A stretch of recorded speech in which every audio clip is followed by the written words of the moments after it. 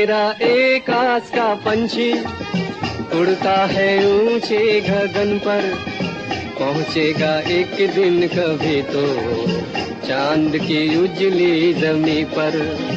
दिल मेरा एक आस का पंछी उड़ता है ऊंचे गगन पर। नमस्कार दोस्तों, मैं हूं आपका मोहित बरुआ और आप देख रहे हैं बरुआ का शो मस्ट गो ऑन। आज रंगमंच के सुहाने सफ़र में हमारे साथ बहुत पुराने रंगकर्मी हैं संजय मिश्रा जी। चलिए मिलाते हैं संजय मिश्रा जी से, वो पत्रकार भी हैं इस समय। चलिए संजय मिश्रा, नमस्कार। नमस्कार नमस्कार, आपके सभी दर्शकों को मेरा नमस्कार। मैं संजय कुमार मिश्रा, रंगमंच से जुड़ा हुआ मेरा अपना अनुभव है। तो आपने किस सन से रंगमंच को रंगमंच में तो मैं 87 में जुड़ा था। अच्छा, 1987 में, लेकिन जो हमारी सही शुरुआत है वो 88 से हुई। अच्छा अच्छा। असिद्धा जो डायरेक्टर थे, उन्होंने हमको इस रंगमंच में उतारा है। असिद्धा ने जो कि बहुत बड़े आपके सस्पेंस के डायरेक्टर हैं और उनकी यादें तो आज भी तरोताज़ा हैं। तो उसमें आपने पहला नाटक कौन सा किया था? पहला नाटक हमारा था आहट। और ये गजब रे गजब, कितना गजब का नाटक था वो। तो देखते जाओ, लास्ट में समझ में आता है कि कैसे उन्होंने क्या कर दिया मंच में। हाँ, मंच में गजब रे गजब। तो उनका साथ कितने, कौन कौन से नाटक उनके साथ ज्यादा आपने किए? उनके साथ तो 2 ही नाटकों में हमको मौका मिला। एक तो यही था आपका आहट, जिससे हमारी शुरुआत हुई। रंगमंच में उन्होंने ही हमको उतारा, तो कह लीजिए वो हमारे इस लाइन के फादर थे, गुरु थे, कुछ भी आप कह लीजिए, भगवान थे, है ना। और उसके बाद फिर दूसरा नाटक हुआ था फंदा।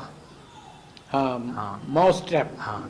हालांकि उन्होंने हमको एक शिक्षा दी, कहने लगे देखिए आप अभी नई उम्र के छोटे बच्चे हैं और ये फिल्मी बुखार चढ़ जाता है, तो पहले आप अपने आप को मेंटेन करिए, फिल्मी बुखार से हटिए, तब स्टेज में आइए।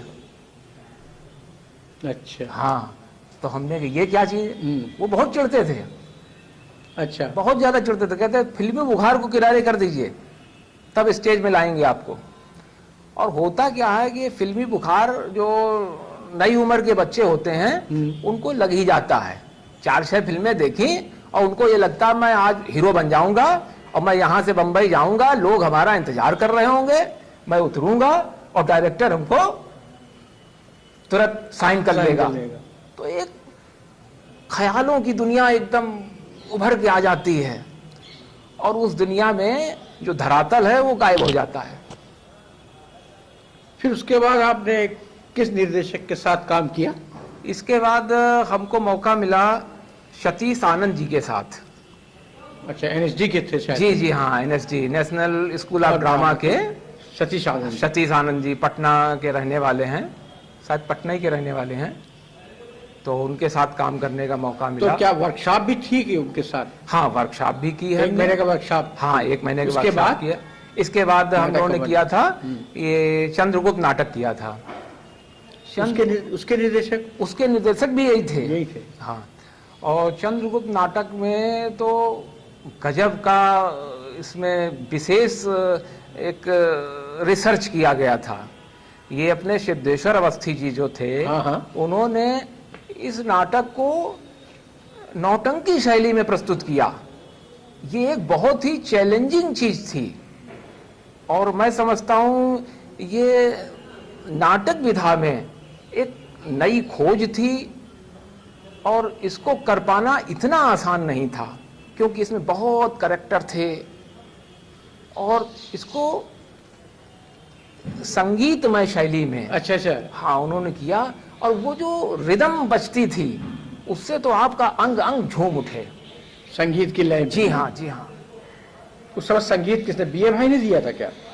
किसने दिया था? अब कुछ याद हमको याद नहीं है क्योंकि पुरानी बात हो गई। तब मैं बच्चा ही था, कोई ज्यादा बड़ा नहीं था। और उसमें बल्कि श्री प्रकाश वाजपेयी जी ने भी काम किया था। अच्छा, जहाँ जो आजकल अमिताभ बच्चन जी के साथ वो गुलाबों से वो फिल्म में जिन्होंने काम किया, अभिनय हाँ, किया है। अभिनय किया है, उसमें वो पांडे जी का रोल निभाया है। तो हालांकि उनका एक डायलॉग हमको याद आता है बार बार, वो बड़ी इतने उतावले और इतने ज्यादा गुस्से में बोलते थे, वो मैं आपको एक सुनाना चाहूंगा। हाँ हाँ, सुनाइए। वो कहते थे, चुप रहो अम्बिक। तो हालांकि अच्छा भी लगता था, लेकिन कुछ हंसी भी आती थी हम लोगों को रिहर्सल में। हाँ हाँ। और फिर उस नाटक को हम लोग ले गए थे, बाहर भी गए थे? हाँ, बाहर भी गए थे। पहले लाजपत भवन में कानपुर में हुआ था। हाँ। इसके बाद देहरादून में गए थे हम लोग, वहाँ भी इसको अभिनीत किया था। और ये भारतवर्ष का नाट्य समारोह था, उसमें हम लोगों ने पहला पुरस्कार इसमें जीता भी था। अच्छा। हाँ, ये एक बड़ी उपलब्धि रही। और ये बल्कि कानपुर के लिए, कानपुर रंगमंच के लिए एक बहुत बड़ी उपलब्धि थी। और इसका श्रेय तो हम अतुल सत्यमूर्ति जी को भी देंगे, क्योंकि उनका प्रयास बहुत ज्यादा था। अच्छा। हाँ, उनके पिताजी भी इसमें लगे हुए थे, हैं। उनकी भी काफी सी, हालांकि वो उस समय नहीं थे, एक्सपायर हो चुके थे। तो अतुल सत्यमूर्ति जी ने भी इसमें काफी सहयोग किया, और उन्हीं के कारण ये सब हो पाया। उसके बाद फिर मैं तो इसमें बहुत ज़्यादा घुस चुका था। और वो जो 88 से 95 तक का हमारे जीवन का दौर जो 8 साल का बीता, वो पूरा रंगमंच के लिए ही समर्पित था। उसके बाद मैंने एक संस्था का रजिस्ट्रेशन भी कराया, सामाजिक एवं सांस्कृतिक संस्था कला दर्शन। तो उसके माध्यम से भी मैंने जन जागृति अभियान चलाया। और एक हमारा उद्देश्य था समाज में कुछ अच्छा बताने का, नशा मुक्ति, कुरीतियाँ जो हैं जैसे दहेज प्रथा है, इन सबको लेके मैंने बृहद करीब 2 साल तक इसका चलाया। हाँ। तो बाहर भी गए आप लेके? बाहर हम गए हैं, यहाँ गए हैं, आपके उन्नाव गए हैं, और लखनऊ में भी मंच किया है। लेकिन कानपुर में इसके 15-20 शो किए हैं। तो रंगमंच के साथ जुड़ते जुड़ते आपने समाज सेवा भी शुरू कर दी? हाँ, समाज सेवा, क्योंकि कलाकार जो होता है वो समाज का दर्पण है। वो समाज से कैसे दूर रह सकता है, और समाज में तमाम बुराइयां हैं, उनको कैसे दूर किया जाए, उसका एक माध्यम है ये। मैंने उस माध्यम को चुना कि हम अपनी कला के माध्यम से समाज की कुरीतियों को हटावें, लोगों को जागृत करें, और उनके अंदर एक अच्छी दिशा देने का प्रयास करें। अच्छा, पहले का रंगमंच और अब के रंगमंच में आपको कुछ बदलाव नजर आया? कुछ नहीं, बहुत बड़ा बदलाव है। क्योंकि पहले के रंगमंच में जो कलाकार होता था, जो सीनियर्स होते थे, उनमें बाप बेटे का रिश्ता होता था। बाप बेटे का बड़ा रिस्पेक्ट था। और सबसे बड़ी बात ये, उस समय महंगाई का दौर नहीं था। नहीं, सही कह रहे हैं। एक माहौल जो था वो बड़ा शांत था, कोई ज्यादा कंपटीशन नहीं था। और आज के माहौल में एक दौड़ है, एक ऐसी दौड़ जो आर्थिक दौड़ है। हाँ। और उस आर्थिक दौड़ में हम भूल जाते हैं अपने मानवीय मूल्यों को, और उनको हम किनारे छोड़ देते हैं।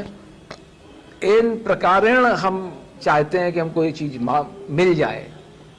तो ये कुछ हद तक तो ठीक है, लेकिन पूरी तरह से नहीं ठीक है। सही कह रहे हैं आप।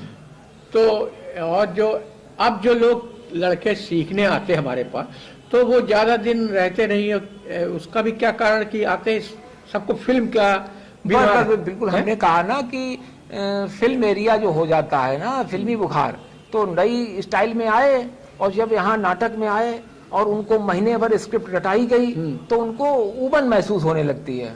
तो धरातल में जिस समय आते हैं उसमें समझ में आ जाता है कि ये बहुत कठिन जॉब है।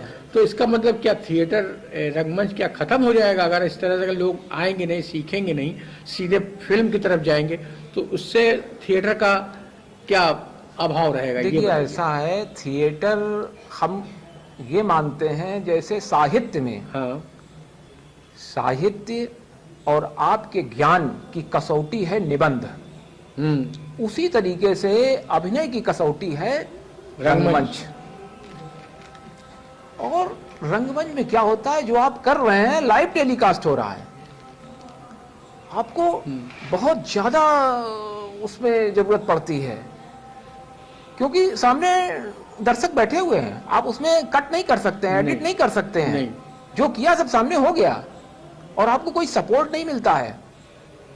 और उससे बड़ी बात यह है कि रंगमंच कितना बड़ा है, हमको आप उस रंगमंच को कैसे कवर करना है, कहां पर जाके डायलॉग बोलना है, कहां मूवमेंट देना है, ये बहुत भी जरूरी चीज है, और जिसको हर कोई नहीं जानता है।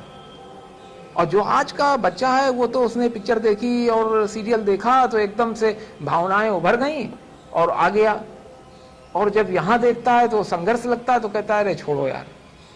तो वो धीरे धीरे संघर्ष तो है ही, अगर वो सीखेगा तो। अब आप ये देख लीजिए, हम ही लोगों के बीच के राजू श्रीवास्तव जी जी हैं, हाँ। हैं? राजू निगम भी है हमारे। हाँ राजू, तो राजू श्रीवास्तव जी ने क्या किया, घर बार सब छोड़ दिया और छोड़ के वो लगे संघर्ष में करते रहे। आज वो विश्व के हास्य अभिनेताओं में गिने जाते हैं। स्टैंडिंग हास्य अभिनेता के रूप में उन्होंने अपनी पहचान बनाई। तो उनको देख के हमको बड़ी खुशी होती है कि हमारे बीच का व्यक्ति है और विश्व में उसने नाम कर दिया, कितनी बड़ी बात है। तो उसको देख के तो हमको लगता है जैसे हम ही बन गए हों, हमारा कानपुर का रंगमंच उठ गया हो। हालांकि वो एक अलग बात है कि उन्होंने कानपुर रंगमंच में काम नहीं किया, लेकिन एक कलाकार होने के नाते हम लोगों को उनसे बड़ा लगाव है। और कानपुर के निवासी है वो, कानपुर के निवासी हैं। और आज तो देखिए उनकी जो कार्यशैली है, उन्होंने जो योगदान दिया हमारी इस कला जगत में, वो बड़ा ही सराहनीय है। क्योंकि आज के बच्चों को अब वो एक इतना बड़ा प्लेटफॉर्म देने जा रहे हैं कि जो इतिहास होगा, मैं तो कहूँगा कि हिंदी फिल्म इंडस्ट्री के जनक के रूप में उनको अब लोग देखेंगे। सही है कि नहीं? बिल्कुल सही कह रहे हैं आप, क्योंकि नोएडा में शायद बनने भी जा रहा है फिल्म सिटी। जी जी जी, नोएडा में बनने जा रहा है। हालांकि कलाकारों का ये कहना है कि योगी जी ने बहुत अच्छा काम किया, लेकिन ये जो फिल्म सिटी बनने जा रही है वो ऐसी जगह बननी चाहिए जहां पर शूटिंग के लिए अच्छे अच्छे दृश्य हो, है उस पे हमारा खर्च कम हो। अब वहाँ ऊसर पड़ा हुआ है, विकास होने में बहुत टाइम लगेगा। टाइम तो लगेगा, वहाँ अभी कुछ भी नहीं है। अगर ये लखनऊ में हो, अयोध्या में हो, या आपके बांदा में हो, चित्रकूट में हो, हैं, या आपकी ये है मिर्जापुर है, यहाँ के दृश्य बड़े रमणीय दृश्य हैं। और अगर यहाँ कहीं इंडस्ट्री हो तो बहुत अच्छी होगी। और इसमें शूटिंग में भी काफी खर्च भी कम आएगा और उसका लाभ भी मिलेगा। और उत्तर प्रदेश की जो भौगोलिक स्थिति है, सांस्कृतिक स्थिति है, आध्यात्मिक स्थिति है, उसका भी विश्व में प्रचार प्रसार होगा। सबसे बड़ी बात, सबसे बड़ी, सही कह रहे हो। तो इसके साथ साथ आप रंगमंच पे तो कुछ संवाद आपको याद है जो पहले आप रंगमंच में करते थे? अब संवाद तो जहन में हो? बरुआ जी हमें बिल्कुल नहीं याद है। काफी कारण ये है कि 8 साल का ये सफर रहा। और इसके बाद फिर मैं पत्रकारिता लाइन में आ गया। अच्छा, उसके बाद आप पत्रकारिता हुए? और पत्रकारिता लाइन 95 से मैं पत्रकारिता लाइन में आ गया। तो मैं तो कौन सी पत्रिका चलती है आपकी? ये हमारी न्यायधारा समाचार पत्र है, न्यायधारा, और ये चैनल भी है। अच्छा अच्छा, हाँ, न्यूज चैनल भी है। चैनल भी है। और इसको 17 साल 18 साल हो गए हैं चलाते चलाते। बहुत अच्छी बात है। चलिए, आप और कुछ दर्शकों को कहना चाहेंगे इस शो मस्ट गो ऑन के बारे में? हम यही कहना चाहेंगे, सबसे पहले तो हम आपका आभार व्यक्त करेंगे कि जिस हिसाब से कोरोना काल में लॉकडाउन लगा और पूरा विश्व एक थम सा गया था, उसमें कोई संभावनाएं नहीं थी कि क्या होगा। सोशल एक्टिविटीज सब बंद हो गई थी। ऐसे समय में बरुआ जी आपने ये जो शो चलाया, जिसकी की कड़ी में मैं शायद 119वां एपिसोड ये होगा, उसकी कड़ी में आपने हमको लाया और ये कड़ी के माध्यम से कला क्षेत्र को आपने जीवित किया और एक नई दिशा दी। इसके लिए मैं आपका आभारी हूं और साथ में आपकी टीम का आभारी हूं। और मैं ये भी कहना चाहूँगा कि आपका तो नाम बहुत ही अच्छा है, क्योंकि आपने जैसे रंगमंच में, कला जगत में रंगमंच श्रेष्ठ है, उसी तरीके से रंगमंच में, स्टेज में नुक्कड़ नाटक श्रेष्ठ है। क्योंकि नुक्कड़ नाटक में कोई लाइटिंग अरेंजमेंट नहीं होता है, कोई स्टेज नहीं होता है, कोई मेकअप नहीं होता है, कोई कट नहीं होता है। तो मैं ये कहूंगा कि अभिनय की सबसे पराकाष्ठा नुक्कड़ नाटक है और वो नुक्कड़ नाटक आपने इतना बम्पर चलाया कानपुर में, काफी जो इतिहास में हो गया। और ये आपके कटहरी बाग में, फूलबाग में जो वो बरगद का पेड़ है, वहां पर तो क्या कहना। और वो भी ऐसा नहीं, आपने व्यंग्यात्मक नुक्कड़ नाटकों को प्रस्तुत किया और उसमें एक आपकी सामाजिक मैसेज था। सबसे बड़ी बात ये मैसेज था, हंसाने के साथ, व्यंग के साथ एक मैसेज। और मैसेज से आपने भी समाज की बहुत सेवा की और शायद बराबर अभी आप चले आ रहे हैं। मैं कह ही रहा हूं, रिटायर जरूर हो गए हैं आप, बैंक से आप रिटायर हुए हैं, लेकिन अब भी कला से आप रिटायर नहीं हुए हैं और मैं समझता हूं अभी रिटायर आप होंगे भी नहीं। चलिए, एक छोटी सी भेंट है जो मैं आपको देना चाहता हूं। ये हम लोग एक छोटी सी प्रयास है, कलाकारों का सम्मान करना हमारा उद्देश्य रहा है, तो ऐसा नहीं है कि हम सम्मान। कभी मंजिल भी मिल जाएगी, अभी तो हर आस बाकी है, उम्मीदों पर नौ बहारें हैं, जहाँ तक ये सांस बाकी है। कभी मंजिल भी मिल जाएगी, अभी तो हर आस बाकी है, उम्मीदों पर नौ बहारें हैं, जहाँ तक ये सांस बाकी है। पूरी होगी हर तमन्ना, छू लूंगा आसमां को बढ़कर, राही तो रुक ना सकेगा दुनिया के रास्तों पे चलकर। दिल मेरा एक आस का पंछी उड़ता है ऊंचे गगन पर, पहुंचेगा एक दिन कभी तो चांद की उजली ज़मीं पर।